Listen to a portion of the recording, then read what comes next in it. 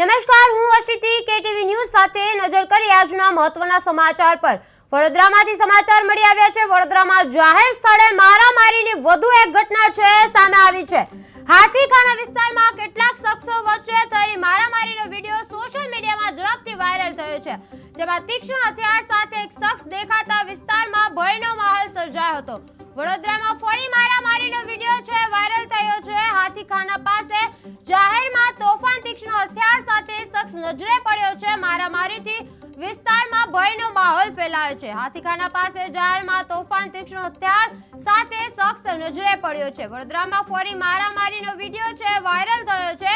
હાથીખાના પાસે જાહેરમાં તોફાન તીક્ષ્ણ હથિયાર સાથે શખ્સ છે નજરે પડ્યો છે। મારામારીથી વિસ્તારમાં ભયનો માહોલ છે ફેલાયો છે।